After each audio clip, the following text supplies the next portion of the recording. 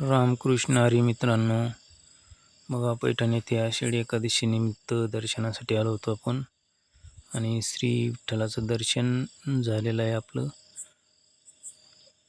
पैठण येथे विठ्ठल मंदिरामध्ये दर्शन घेतलं. हे पाहू शकता तुम्ही विठ्ठल मंदिरामध्ये श्री विठ्ठलाची मूर्ती.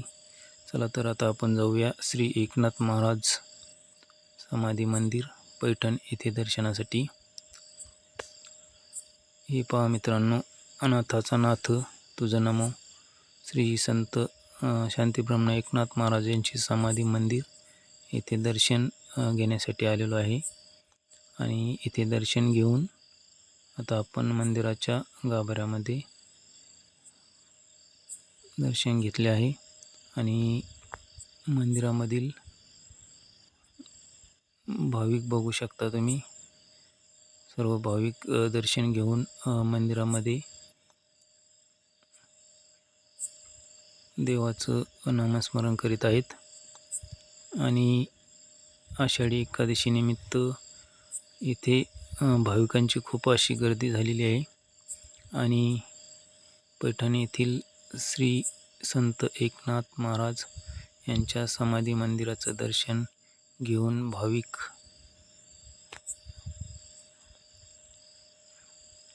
चाललेले आहेत. बघू शकता आपण एकनाथ महाराज यांचा मंदिराचा परिसर आणि भाविकांची गर्दी खूप अशी छान प्रकारे आहे. प्रत्येक एकादशीला इथे दर्शनासाठी भाविक येत असतात.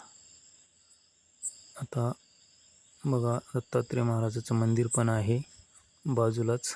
आणि दत्तात्रय मंदिराच्या दर्शनासाठी इथे गर्दी आहे.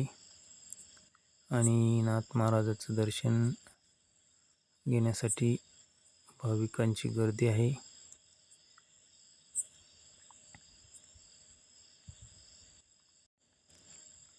अशा प्रकारे दर्शन घेऊन भाविक नाथ मंदिराच्या मध्ये फुगडी वगैरे खेळतात. बघा, आता आपण विठ्ठल मंदिर पैठण येथे दर्शनासाठी आलेलो आहोत. आणि विठ्ठलाचे दर्शन झालेले आहे.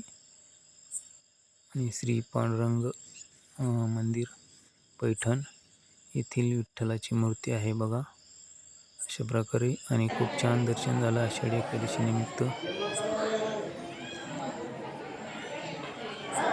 बघू शकता आपण.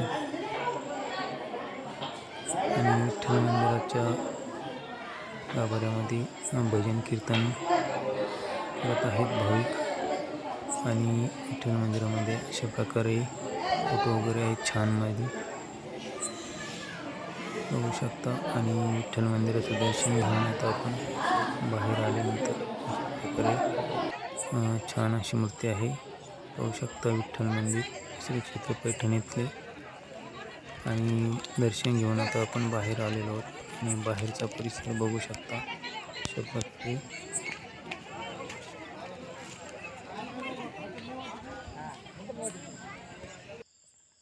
आणि दर्शन घेतल्यानंतर श्री संत एकनाथ महाराजाच्या निवासस्थानी भक्त निवास या ठिकाणी भाविक जात असतात. आणि इथे अशा प्रकारे दुकानं वगैरे आहेत. साड्या वगैरे पैठणी येथील प्रसिद्ध आहे. आणि प्रसिद्ध पैठणीच्या दुकानं खूप आहेत यामध्ये बघा. अशा प्रकारे खूप छान अशा प्रकारे इथे गर्दी असते. वेगवेगळ्या प्रकारच्या वस्तू घेण्यासाठी येथे खूप गर्दी होते.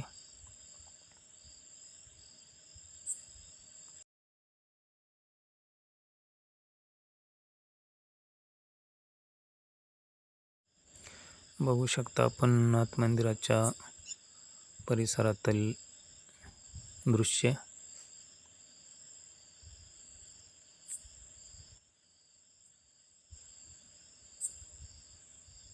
खूप छान अशा प्रकारे सजलेले दुकान आहे तिथं. प्रत्येकजण दर्शन झाल्यानंतर येथे काही ना काहीतरी घेण्यासाठी